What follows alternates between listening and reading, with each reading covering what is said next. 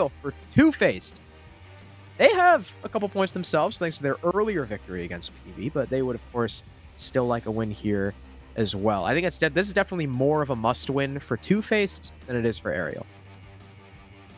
Yeah, and hopping on into Chalet here, hoping we can get a nice little spicy map in front of us. Now that, we got Oregon out of the way, we got that slower paced map out of the way. We're hopping right into Chalet, a map that has attacking wins written all over it. Our attacking bans are first thing through, the Flores and the Thatcher, so pretty much your copy-paste stock standard Chalet bans thus far. Over on the defensive side, starting off with it appears to be a Wamai. Again, that is pretty typical stuff. But this last one, it can't be a Valk and a Mira. You gotta take your pick. Leaving one of those on the board really can shake things up. And it does appear that we're going to have the Valkyrie taken off the board instead. So Mira is going to be a factor. We're likely going to see her on most of these sites. Maybe Kitchen and Dining, the only exception. But anytime you're holding down that top floor, whether the library side or the master and office side, those Mira windows are a potent resource to have at your fingertips. Yeah, I mean, even then, even on Dining, you have one like by the plant half wall, one upstairs assisting the hold. Mira's pretty good on pretty much all of these sites. And of course, we've talked about the Flores and the Wamai a multitude of times. It's one of those bands where they just go hand in hand. It's like Nomad and Valkyrie. It's like a lot of times like Thatcher and Cade on a map like Clubhouse. Flores ban strengthens the shield play a ton, especially if you don't have a Thatcher on the board. You just don't want to have to slog through all of that defender utility. You take the Wamai away, and you alleviate some of that. And of course, Valkyrie or Mira tends to be the last one. And on a map like Chalet, with how complex it is and how aggressively the defense can play it, or how aggressively the defense needs to play it in order to pull rounds over the attack, she definitely helps out. And with, actually, strangely enough, with Two-Face starting on the defense, I guess they figure that they're going to be better with the Mira than they are the Valk. Yeah, I like that you mentioned the defensive necessity to be aggressive. Chalet is often compared to Coastline in that sense, right? Where the attacking team is generally going to be a little bit favored going in. And so you need to be aggressive on defense. You need to maintain that map control for as long as you can, even being bold enough to retake that map control and try to find, some of those aggressive moments to make some impact found. Now, we are waiting just a few minutes here. We had some player issues getting into this lobby, so we're just waiting for those things to be sorted out. But Harrison, you and I both, everyone went with the Arial Arise pick for this matchup. But Two-Faced hasn't looked too bad. I mean, they were especially in week 1, they were one of those top few teams that at least CDAPS and Cookies, ranked up there in those top 5 in the power rankings. What's really changed from them? And last week, what dropped them off so substantially? I think it's the it's funny that they lost to Aqualix last week, because I think it's kind of like the old Aqualix play style where sure it can beat any team, but it can also lose to any team, right? It's a little bit inconsistent when you're playing just kind of those ratty roams, again, playing off the plays and the vibes more than you are the strats. Sure, it works sometimes, it doesn't work others. When you're up against Aqualix on a map like Clubhouse that they know very well, tends to be a lot slower and more structured, that can definitely bite you. And on a map like Chalet, you can take it two ways. You can take it one. Chalet could potentially be a very fast-paced map, depends on how the team, who the teams are. Could be fast-paced, it could play it very aggressively and very loose, or you also have the fact that Chalet can be very complex. So it just really depends on how Arial play it and whether or not Two-Face defenses, end up being up to snuff. They're going to be going Kitchen Dining first, as we can finally get into this game. They showed the Mira, who was left unbanned, but they will swap off of it to a Castle instead. Like you said, Kitchen Dining, probably where Mira is the least popular. And Butters just got team killed before he could put any utility down. Not what you love to see. So what I was just about to highlight is that, even though you don't want to bring a Mira necessarily for the site itself, Mira is very strong when it comes to this top floor hold, something that you almost always see on a kitchen and dining defense. That's exactly what Kix and Eddie are going to be setting up right now. Of course, without Butters, this is going to make things a little bit more complicated because you don't have that castle barricade to put on that master window, on those solarium windows. You don't have as much of that utility that you'd very much like to have for a hold of this sort. So I expect, especially for this first round defense, Two-Faced are going to play a lot looser on this top floor, and they're not going to be afraid to rotate back to site quicker than we would normally expect, because if they overstay their welcome just a bit on that top floor without the necessary utility, they could find themselves fragged out and in a disadvantage very early on. Seems like Arial Arise, most of their clear is just here on the horizontal. Not a lot of people pushing up top. I mean, Gomez is already pushing through into short. Of course, there's a shield he's going to have to contend with, and as the drones come in, he'll start to fall off, maybe wait for, some sort of utility clear before he goes for that. But right now, Ariel Arise are just droning out, gathering necessary info. Starting to send people upstairs. That's going to be Wimpy and I believe DS. Someone is already peeking bunker very aggressively. I believe that's the Smoke of Surf, in fact, who is upstairs. Or sorry, no, that's actually Kix on the mute. Thermite will end up opening the wall, making Kix's position a lot less defendable, but instead of falling back into Master, he will instead play his life in Office. Yeah, so despite, the tough hold on this top floor that I mentioned, Two-Faced have not given this up just yet, and it is starting to cost them a little bit more. They're losing player after player. First, it was a nade from Surf. Now it's just a clean shot from Gomez to remove Eddie from play, and Silent and Kix are all that remains. Kix is still on this top floor, so Silent is the only thing stopping Arial Arise from simply just walking into the objective, and they are... It looks like they're eager to do so. Kento's the first person to actually step on through. Kix will collect one up top in the meantime, but he'll have to rotate down in just a moment because everyone on the site is gone. But Diaz will, of course, prevent him from even needing to do that, finishing out the round before he can rotate below and before the bomb can hit the floor. So a troubling start from Two-Face, but can't help but think that having that team kill early on certainly didn't make anything easier for them. Yeah, it definitely didn't help. Castle Barricades, too, going to be pretty influential depending on how you're holding it. And there's not really a lot to say about that other than Ariel having a really good clear. Kix was distracted upstairs, and they didn't even need the top control as long as Kix couldn't shoot through the floor holes because of the horizontal pressure on him. Meanwhile, downstairs, you have Gomez nading out Surf by the plant wall, and I think getting a second kill onto... Who was it? Onto Eddie? If I'm not mistaken? I mean, that leaves you in a 2 versus 5 if you're Two-Faced. And Silent being all alone in sight, I mean, there's just way too many angles for him to cover by himself, so aerial guys are allowed to just simply walk in. Once again, Kiss can't make anything happen from above other than getting a single kill. Ariel Arise, all in all, just a super solid attack on all fronts. And now Two-Faced are saying, all right, that round didn't go as planned, but we also didn't have a teammate. Now that Butters is alive and well and able to put up his utility, maybe we'll see a different story. I'm now just realizing I may have said Surf got a nade kill rather than got naded, as, of course, the Smoke in this case.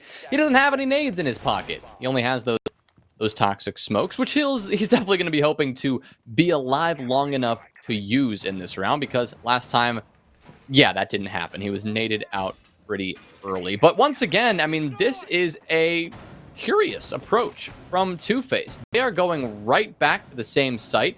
Of course, now with all 5 members alive past the prep phase, this will be markedly easier than before, but Ariel Arise, they now got that practice round done. They know exactly what they're doing, and they probably know exactly what the setup that Two-Faced are going to bring. And they're not changing anything up. Two-Faced are bringing pretty much the same approach. Butters is, again, on that castle. You've got Kix on the mute. They're really spearheading this top floor hold as long as possible. And once again, Ariel Arise are going through the same motions. They're entering on this first floor before eventually applying some pressure to the top floor. That's what Wimpy is doing with now. He'll be joined by Beastly. Of course, the Thermite will be using that exothermic charge on that square wall.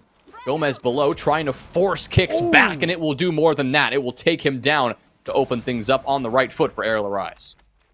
That's a kill that they missed last time, too. Kicks persisted for quite a long time.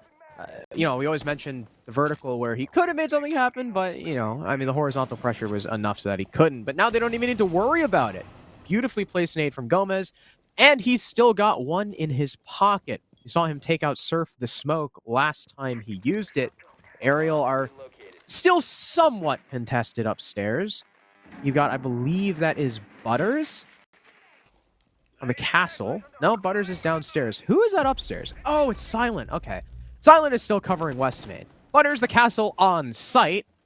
He'll take the first kill for his team, trading out Gomez. Niana already pretty much cleaned of utility, so it's not the biggest deal in the world, but it's still a competent gun off the board. And Arial Arise still looking to push in. That is a dastardly angle from Diaz, we'll call it. Waiting by the drone hole, and eventually he'll catch the feed he was looking for.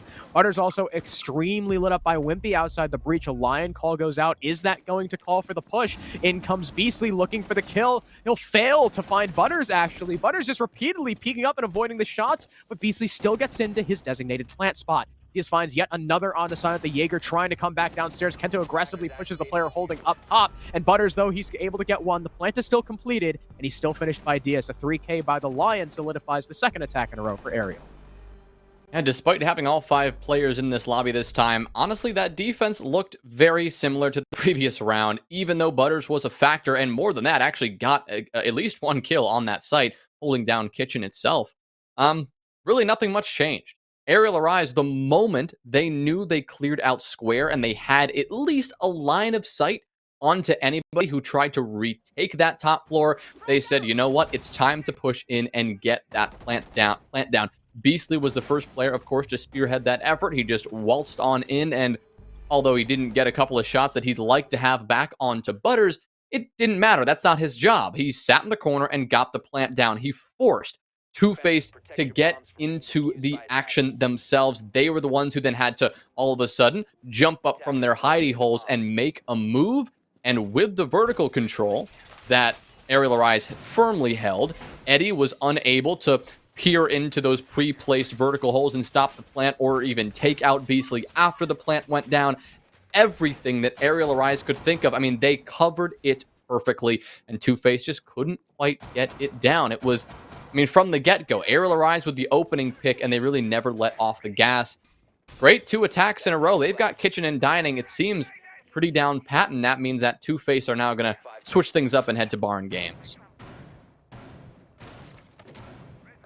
We'll see if this site works out for them. Still not bringing the Mira, even though it's quite the popular operator here, especially for holding a library and bar stock. They will forego it. Instead, bringing Butters on the Alibi. We've also got Gomez on Nook. That's quite the interesting operator.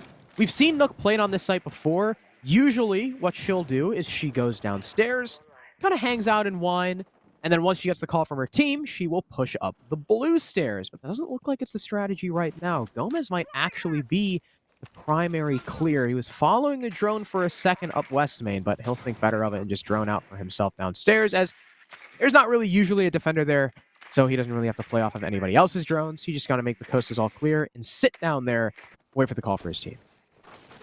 Well, Harrison, speaking of places where defenders are not, I'm wondering where this library presence is from Two-Faced, right? They don't have anybody in library proper. They do have someone on the top of those library stairs, but Surf sitting out here in what we call Blacktop, or the top of Fireplace Hall here on the mezzanine, he doesn't have that typical mirror window to work with, nor is there any pre-placed soft destruction to allow him to swing inside freely. Of course, he does have a doorway after all, and a couple of shots from Arial Arise will give him an additional angle to work with. But if Two-Faced want to hold down library, they're going to have to do a little bit more than that. Arial Arise could theoretically hop on in at any moment and start taking vertical control decisively, but it looks like they're going to wait for their teammate from below. Here comes Gomez creeping up the stairs, and it's going to pay off big. There's a double kill as he whips around and takes off kicks. One more, it's going to be Eddie, but he will win out that gunfight instead. Diaz and Wimpy, in the meantime, will create 2 answers for that problem, and now Wimpy will swing around and get a second, shutting down Eddie and taking another beautiful attack for this side of the team. Wow, what an incredible play from Gomez. That's what we were waiting for. He got the call, pushed up blue, found the smoke there, snapped onto the guy, bar stock, and from there, that completely opened up the defense for Arial. Two-Face struggled to try and bounce back. They had a player rotate down to capitalize on the Nook, and that allowed the other players from Arial to take the rest of top floors. There was really only one guy holding it. So the timing just all around for Arial that round was pretty much flawless. And now they're 3-0 on their attacking half. Now, while they're up 3-0, that's a pretty substantial lead. It is Chalet attack. This is an attacker-sided map. And Two-Faced still have the opportunity to bounce back in this half. They're going to the same site again, Harrison, and this is something that I'd like to see them remedy, right? They did the same thing on Kitchen and Dining, back-to-back sites, and the outcome was identical, practically identical both times. That one I could understand a little bit more because you didn't have Butters the first time, and so you'd like to try it with all 5 members still in the game. But that Bar and Games defense was admittedly a little bit lackluster. I suppose they're hoping that they're not going to get caught off guard by another Nook play from below, because Arial Arise wouldn't be dastardly enough to attempt the same thing twice, and they'd be correct in that thought process. But that wasn't their only problem. Their library hold left a little bit to be desired. I'd love to see the Mira in play, or at least a bit of a heavier hold of that top floor, because it didn't seem that Arial Arise had much of a problem taking that. I mean, yes, with the sneaky play from Gomez, they got a couple of frags off site, but killing those players on the top of library stairs, I mean, that doesn't give you control of library. They already had that control anyway. At least for Two-Face, they will start this one out very different, as we just witnessed a fantastic spawn peek and Gomez shut down early. A great way to start. All right, so that's any way to turn your luck around. Two-Face decide, you know what? Playing Chalet like normal ain't working. Let's get aggressive. Let's play our game. They don't want Arial Arise to feel comfortable. Because, I mean, as with Arial, as with PB, as with any team in this league, if you let the other team get comfortable and you let them do what they want to do, that's where you start losing. So very good pick. I mean, not only on Gomez, who has been the spearhead so far for this team, he's also a big utility pick, right? The Yana clones to burn a Rooney Gates, gone 6, a couple nades as well. That's huge. Kento, coming up from the basement, though, is looking to just walk into the site. He'll see one, but poor trigger discipline. He'll end up missing the shot and revealing his position. A double kill happens for Butters, but there's the trade from Kento, but he'll shoot the alibi clone. His position is revealed. Eddie capitalizes. Eddie gets traded out by Wimpy, but now he and Diaz are stuck in the site in this 2v2, and they've got this hatch to worry about. Yeah, now the vertical control that I talk so much about, Arial Arise actually letting that go, because they both drop down. They no longer have this control, and now, I mean, Two-Face can simply retake that position. Surf will do so, but will skirt away from that initial challenge, because with 60 seconds left, they know that Arial Arise could still play a little bit patient. They don't want to overextend on this defense, because they are firmly in the power position. At the end of the day, Diaz still has to get this plant down, and that is not going to be possible as long as vertical control is still being held. You now put Butters in a perfect position to deny anybody from playing the outside on the post plant, and you are covering all your bases perfectly. You can see that Arial Arise, Wimpy, and Diaz, they're a little bit flustered, and they're actually going to go for a little bit of a top floor retake. However, Surf is ready for this. He'll light up Diaz and now spring into action. He'll call out for some help from Silent, who will shut down Diaz, and Surf will finish off with that final kill. So Arial Arise looking a little bit flustered, but great job from Two-Face from putting Arial Arise in that uncomfortable position to kick things off.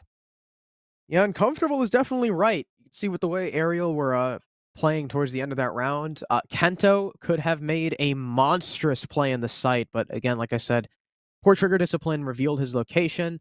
He's only able to go 1 for 1. And sure, Wimpy and Diaz were able to find themselves in sight, but I mean, they had no vertical control. They were susceptible to the hatch, any floor holes. I mean, maybe Diaz could have repositioned somewhere where he can't get shot from the hatch to plant, but I mean, if he repositions to the corner of games, like by the bar stock and bar wall, he could be shot from blue stairs. If he tries to reposition into bar itself, there's still floor holes that the defense can use. They can still peek from fireplace, even from long. So it was really unfortunate for Arial that, I mean, I understand why they didn't go for the plant, because they were operating off of basically zero info.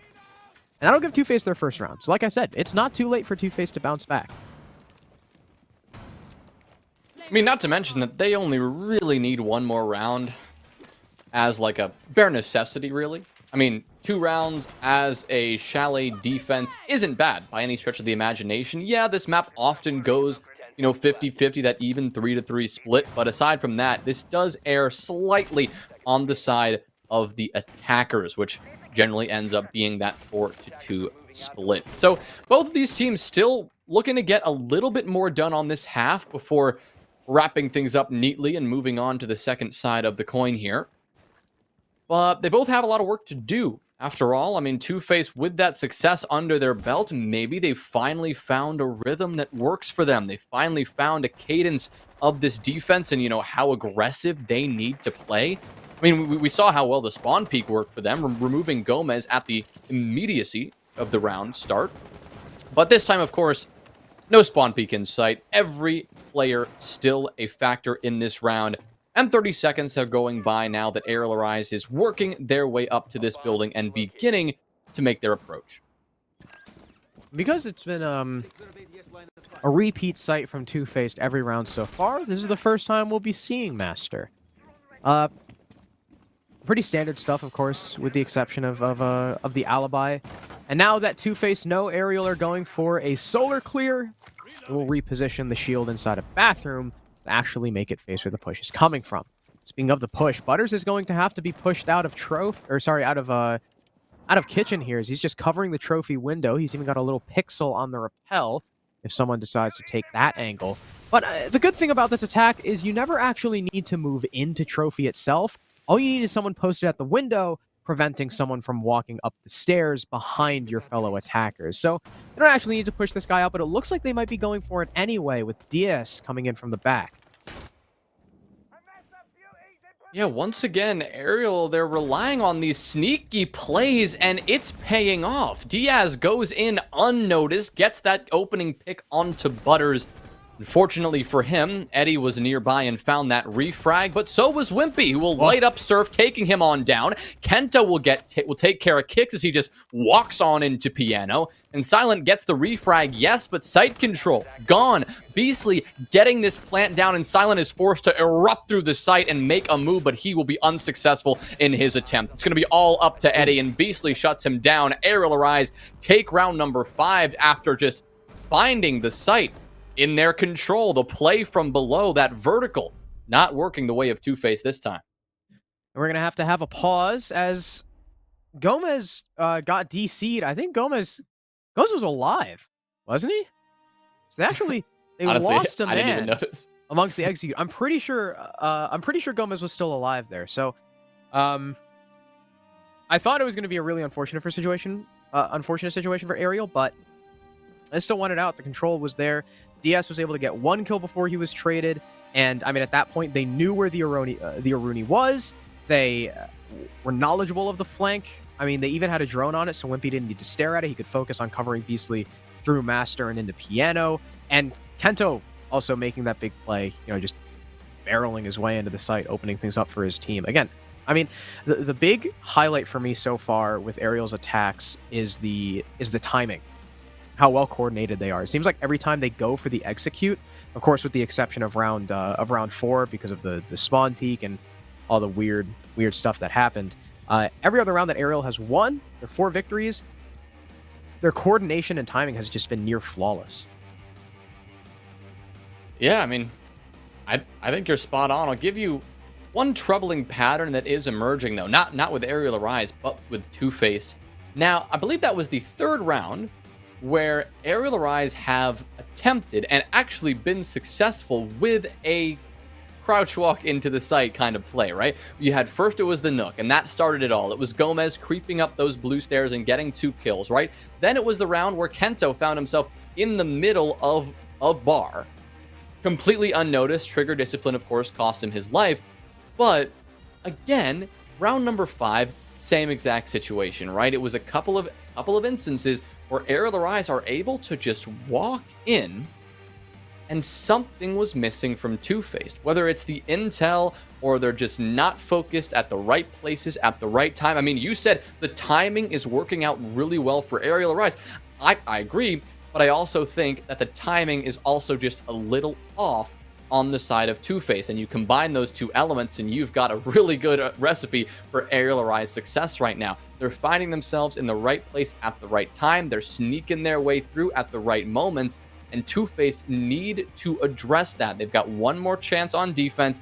This is where they need to tidy up their intel. Obviously, you don't have the Valkyrie, but there's a lot of other options at your fingertips here for you to make use of that. They need to find a way to prevent Arial Arise from just walking in. And it looks like we are ready to go back in. Gomez has rejoined. And, of course, we are attacking Master once again. Two-Faced are a fan of the repeat sites. And unfortunately, we're not going to be seeing Iana, or we're not going to be seeing Nook from Gomez as he's 6th to the Iana. Something else too. Eddie, offer Rooney, a very good operator, a staple of this top floor bomb site. He's going to swap to Legion. And one thing that Legion can do is, I mean, it can disrupt the timing of your attack, right? If you place those goo mines in and around the openings of the site where the attackers are going to be coming from, if you catch one mid-execute with a goo mine and they have to back off to take it out, or you're getting the sound cues that they're pushing because they make those little like hurt noises, you could potentially disrupt the timing of Arial. Well, Master in Office again. I mean, it seems that Two-Faced are addicted to repeating the same sites twice. Which, in one instance, did work out, right? In round number 4, they were able to make Baron games happen the second time around. Now, the adjustments here are interesting, right? You've got Eddie pulling out the Legion, which is always a bizarre pick at this level of competitive play. But sometimes you need a bizarre pick to shake things up. When it's not going your way, you need to make some dramatic changes. And giving Eddie the T5, I mean, maybe that's the perfect solution. A fantastic weapon on a fantastic player. And maybe it'll go in your favor a little bit more. But Diaz, from out in the grapes, he's all the way up in that in the little elevated gazebo there, the sniper's perch. He'll take the head of Silent with a quick 1-2 punch, and Two-Faced already find themselves in the disadvantage. Wow, I think that was a one-tap too, wasn't it? Yeah, maybe. I only heard maybe more than one shot, but I thought I only heard one shot from the Lion in particular, because the gun makes a very distinct sound. it does. Either way, that must have been a beautiful one from Diaz. Wish we could have seen it, but like you said, early advantage. I mean, we're only a minute in, and Arial are already knocking on the door to sight. Instead of a solar take this time, though, they have swapped things up dramatically. There is nobody on that side of the map. This is completely over towards Bunker and Piano, which, I mean, while it's a bit of more of a commitment when it comes to utility, still a very good take if you can pull it off. Another Lion scan goes out, but no one will push off of it, at least not yet. Kix is going to be the first man in contention playing behind the half wall, and that's a very dangerous position for him, as Diaz is still out on the gazebo rather than on the double window. He ran all the way back for whatever reason. Gomez eats a C4, but it does not kill him. And with a minute 13, Arial Arise are likely going to be getting a move on soon. Well, it'll start off with a good frag from Gomez, as Kix will be felled here. I mean, and Diaz is, he's doing his job. Normally, he'd be on that window rappel, and he'd be shooting, he'd be having a little bit of an easier time taking those fights. But for now, he is in a very safe position. However, he won't be able to support his teammate, Kento, who will be taken down by a great shot from Eddie. But still, Arial Arise hold the advantage by a slim margin. A 4v3. They haven't dealt with the player down below just yet, but right now their sole focus is just going to be getting this plant down. You gotta worry about the C4 from below, though, but where's the call? Nothing is coming out. Butters finally tries to get that C4 on point, but there's no floor holes for him to get that through, and the diffuser is going to go down uncontested. Eddie gets one, taking down Gomez on the coverage, but now it's going to have to be a 2v3 retake with Eddie and Butters against the world. Eddie will try to attempt to go for this long angle towards Blacktop, but Wimpy shuts him down, and Butters is all that remains. He'll work his way through, has no idea where the 90 HP worth of damage just came from. Nearly a hopeless endeavor, but he needs to get going. Only 15 seconds left on this defuse timer, and he is stalling out, and it is Wimpy with a hip-fire pistol headshot to finish out the half from Arial Arise, a 5-1 split. Yeah, I mean, that was just a stock standard attack. Open the bunker wall, get a couple picks into the site. And I like Beastly's plant spot, too. Planting under the cover of the defense's own smokes, really. Not pushing all the way up to the half wall. You can see the defense didn't expect it. Butter C4 went completely wide, and he was safe. I also want to point out, I don't know if you spotted this, Jonah. Did you see, right before Gomez got the kill on the kicks, who was on the half wall, they threw a nade into the balcony doorway. Huh. Now, I don't know if that was just to open the barricade, but if it did go inside and roll towards Kicks, that might have flushed Kicks out and forced him to rotate and forced him to peek. So if that's the case, that's freaking brilliant. If not, if it was just a coincidence, well, I guess it was just lucky timing. But Arial, 5-1 half on Chalet. Now, this isn't necessary. I mean, it's uncommon, but it's not strange when you get an attacker-sided map. Now we need Two-Face to prove to us they're just as good on their attack as Arial is. Because Arial right now, they are in an extremely good spot, and they're going down to Bar, and they will finally play the Mira, something absent from all of Two-Face defenses. Yeah, really refreshing to see the Mira in play. I mean, yes, it's annoying to go up against on the attacking side, but such a valuable resource on the defense, especially on this map where there are some areas that are really tough to control from the minimal doorways you have to work with. You don't have very many angles to see into the site or into the particular extension you're looking to hold. Good to see Beastly finally pull that one out, and Arial Arise really making use of all of the operators they have at their disposal. Two-Face making the odd decision to turn to the Melusi and turn towards the Legion rather than making that Mira decision, which should have been a lot clearer of a decision a bit earlier on. But for now, we'll give credit to Two-Face because on their attack, they so far haven't had too much of a problem with it. After all, they're just beginning their stages of this library approach, and they're still trying to figure out what they're dealing with. Diaz is one of those players in particular who will actually burn a C4 as he tries to make a quick escape. That C4 actually, it looked like it was used to open up the hatch, unless it was already pre-done. So he will make a quick escape, and he'll be fine for now. The fact that he was able to get back to site, although he doesn't have a C4, still good. Still another body. Actually, they've used 2 C4s, I've just realized, and wow, what a shot. Silent threading the needle onto the head of Wimpy, giving his team the opening pick. And not just any opening pick, but an opening pick onto an upstairs player. That means they can start to move their way in, but as Diaz finds Surf, who just jumped in? Did he jump into the site or jump into the library window? I think above. All right. Well, I mean, even if it was above, that's still not that smart because you can watch it from the hatch. I don't know how Beastly just landed that shot because it looked like he wasn't even ADS'd, but he did. Good night, Butters. And finally, the attackers are going to start clearing the window, but DS is here. Not being shut down. He just did that. Can the window not see that? No. Oh, no, the window can't see that. It's too far in. That's But a good play vertical from could. Diaz. That is true, but they don't have vertical because after Surf jumped in, I guess after Surf jumped in and died, Two-Face were like, we don't need it. It's overrated. Silent is still just staring out the window as they attempt to take up. Do they think someone is still up here? I think they think someone is still up here. So, I mean, there's no drones for them to work off of. I literally just realized they have exactly 1 drone left. So yeah, they're not operating off of very much info right now. And as Eddie peeks through, he'll take a little bit of damage from Gomez. Slowed by the Banshee, the call has now come into the team, and Diaz swings and capitalizes. There's only 13 seconds left. Kicks is able to get one of the blue stairs, and another by the mirror window, but his teammate will fall, leaving just him. The pistol finds one. It's just Gomez alive, but he has already run far away, already rotated to blue. Kicks knows he's got to go for the fight, but the Melusi has booked it and Arial Arise put themselves on match point.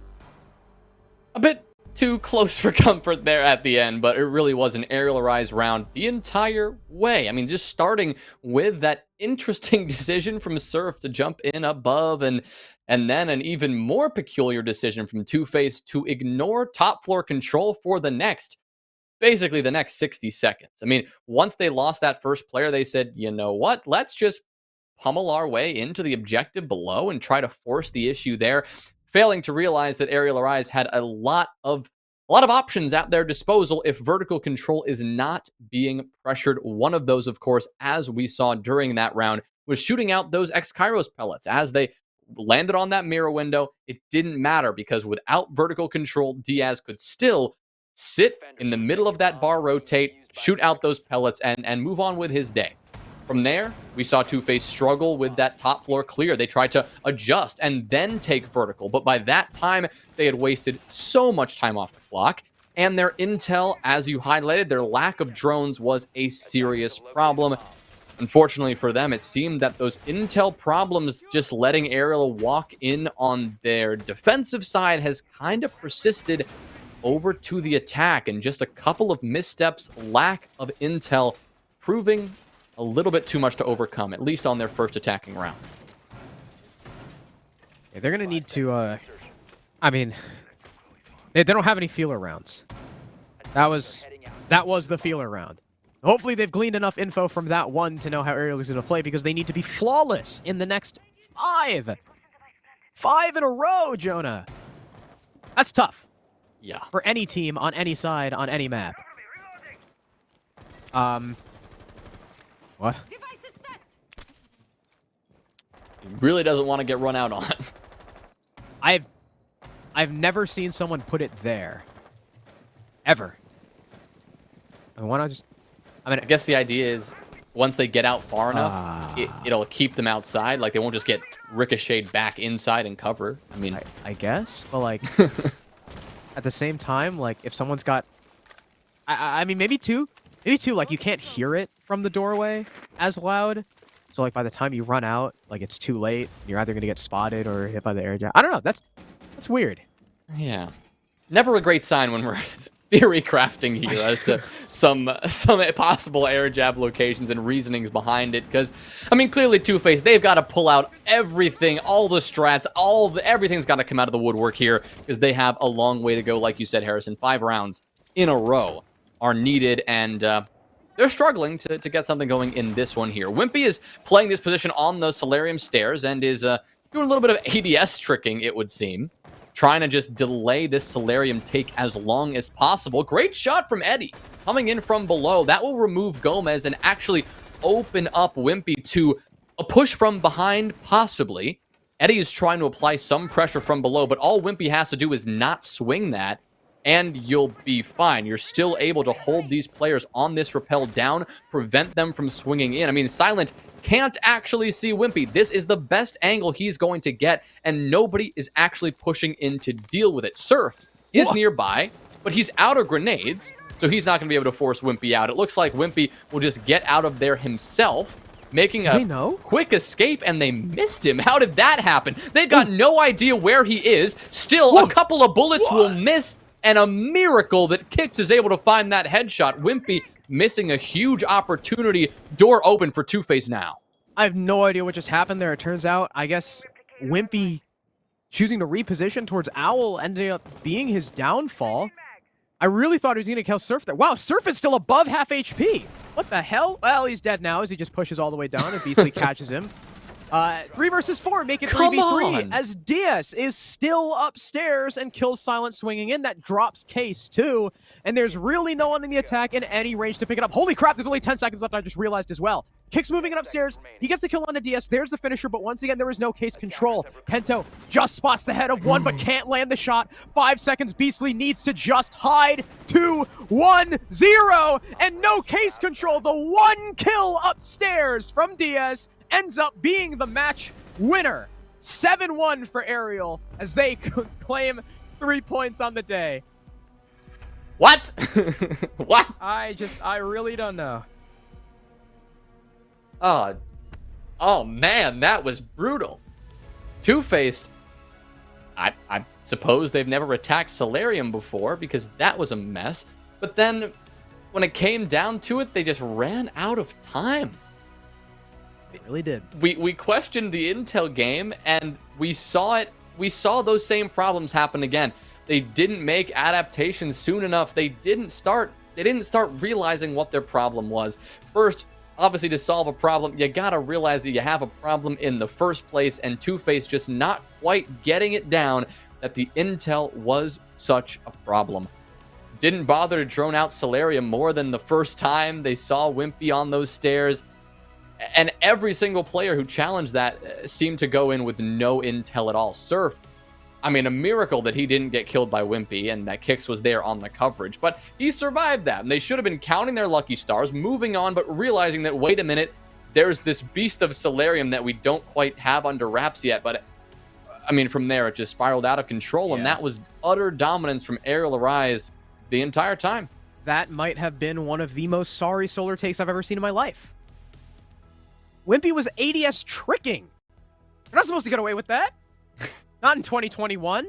I mean, all you need to do, you already have Eddie below, who's got the floor hole. You know he's ADS tricking in the only spot he can ADS trick. Take away the Aruni gates, double impact. While the Zoe is double impacting, you should already be cooking a nade. And then as soon as she double impacts, bam, nade through. Plus, if there's only one ADS up, and you Zoe it with the concussion will interrupt the placing of the second ADS. Just nade him. Instead, they flash and they're like, they burn the Aruni gates, they flash and they're like, darn, there's ADSs, and then they stand there. Like, we even saw Wimpy shoot the Aruni gates back up. And when then the Hibana had to burn, and while the Hibana was burning, the whoever else was there wasn't holding the window, and Wimpy ended up dying, but he was allowed to run up. That should never happen. And then after Wimpy dies, DS is still up. I don't know. There was a lot wrong with that round, and I'm going to leave the analyst desk to rant about it, because otherwise I will get too angry. So, back to you guys. Connor, we were absolutely treated here to a show, surgical, complete. I don't know, what do you want to call it, the performance that we saw by Arial Arise in this matchup? Taking care of business. It was a complete game on all sides, and it was really refreshing to see Arial Arise not really struggle with a single thing. And the best part about it is that everybody was involved. They didn't have a real standout player. Sure, you can say like, oh yeah, Diaz and Gomez got a lot of kills, but everybody did their role pretty much perfectly. The only round that they dropped was kind of victim to a spawn peak. And that was about it. Overall, Diaz managed the flanks. Perfect job. And against a team like Two-Face, they're going to flank a lot. That's why you saw his kills number a little bit inflated. It's not like he was swinging everything. He was just sitting there, holding patiently, making sure rotations were not possible, and then Two-Face were just hung out to dry. Kento as well as Gomez, they had great entry picks. Beastly was getting the bomb down, and Wimpy was just playing the utility game and looking good while doing it. And Cookies, looking at these numbers, looking at the game that we just watched, is this really where you get a sense of the phrase, practice makes perfect? I would say practice makes... Yeah, probably practice makes perfect. I forgot what pun I was supposed to use, but yeah. Connor, what pun was he supposed to use? Practice makes permanent. Oh, there we go. Continue, yeah. Cookies. Continue. Oh yeah, because Arial Rise this far, with the exception of the hiccup against Okami, the attacks look delectable. 5-1 today, and yeah, like Connor said, the only reason they lost that one was the most oblique spawn peak ever, and that really kind of ties into what I was talking about Two-Faced and how they play in the pre-show or pre-game. It's just like they rely on some one-off stuff. Butters is spawn peeking trophy window on a bar defense. That's why they lose one round. Otherwise, this could have very well been a 7-0. And yeah, Beastly, we got to talk about the last round. The guy's laying on the... I'm going to just lay on the ground. 1v3. How is that possible? It was the sorriest solar take ever, as Crow described it as. But it was IF levels of just not sure what they want to do in the final 10 seconds of a round in an attack, and it's just not good enough. It's not going to be good enough to beat Arial. And honestly, if I look at the rest of their schedule and the games going up, I don't know. Practice is going to have to do something for them because it's not going to cut it. They got that one against PB, but I'm really worrying for the future of this team if this is the style they continue to use going forward. Mm-hmm.